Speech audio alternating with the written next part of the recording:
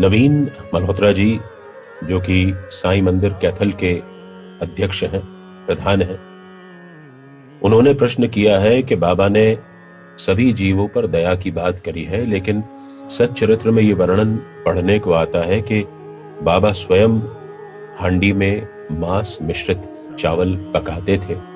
मल्होत्रा जी, श्री साई सच्चरित्र में जो लिखा है उसको हम अक्षरशः मान करके चलें तो समझ में जरूर आता है कि बाबा ने मांस मिश्रित पुलाव पकाया, लेकिन यह भी उतना ही समझ में आता है कि जो शाकाहारी थे उनके लिए बाबा एक अलग हांडी में पुलाव पकाते थे, जो कि मीठा चावल होता था, उसमें मांस नहीं होता था।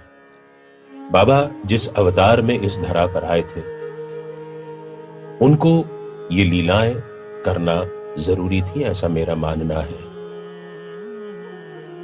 हमारे यहां इतिहास कहता है कि मांस भक्षण कभी भी प्रतिबंधात्मक नहीं रहा, बल्कि मांस को बेचना कुछ लोगों के लिए रोजगार का कारण बनता है। श्री साई सच्चरित्र में कहीं ऐसा नहीं लिखा कि बाबा ने अपने हाथ से किसी निर्जीव, किसी निरीह प्राणी की बलि दी हो। बाबा ने किसी भक्तों की परीक्षा लेने के लिए उनको जरूर बकरा काटने के लिए कहा। काका साहब दीक्षित से कहा, उनके शिष्यत्व की परीक्षा थी ये। और जब काका साहब दीक्षित बड़ी मुश्किल से एक छुरा ढूंढ करके उनके पास आया और वो बकरे को मारने के लिए उद्धत हुए तो बाबा ने उनको रोक दिया। श्री साई सच्चरित्र में आगे भी यह लिखा है कि इस बकरे को आगे ले जाया गया और यह बकरा अपने आप रास्ते में गिरकर मर गया। काका साहब दीक्षित के शिष्यत्व की परीक्षा हो गई।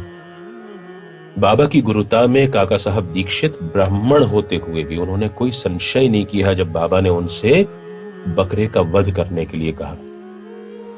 ये शिष्यत्व का गुण कि गुरु में संपूर्ण निष्ठा और श्रद्धा काका साहब दीक्षित को हम लोगों से बहुत ऊपर रखती है। काका साहब दीक्षित ने शायद अपनी आंखों से भी देखा होगा बाबा को मांस मिश्रित पुलाव बनाते हुए, लेकिन क्या बाबा के प्रति उनकी श्रद्धा में कोई कमी आ गई? जब काका साहब दीक्षित और बाबा के समकालीन भक्तों में इस बात को लेकर के बाबा के प्रति कोई दुराभाव पैदा नहीं हुआ, कोई निष्ठा में कमी नहीं हुई, तो हम लोग क्यों बाबा की लीलाओं पर संदेह करें और उनकी गुरुता को कहीं से भी कम मानने का यत्न करें? बाबा मांस पकाते थे, नहीं पकाते थे, किसको खिलाते थे, किसको नहीं खिलाते थे, ये सब चीजें गौण हो जाती हैं जब हम ये बात मान करके चलते हैं कि साईं हमारे लिए पूजनीय है और हमको जीने की सही राह दिखलाते हैं। बाबा भली कर रहे।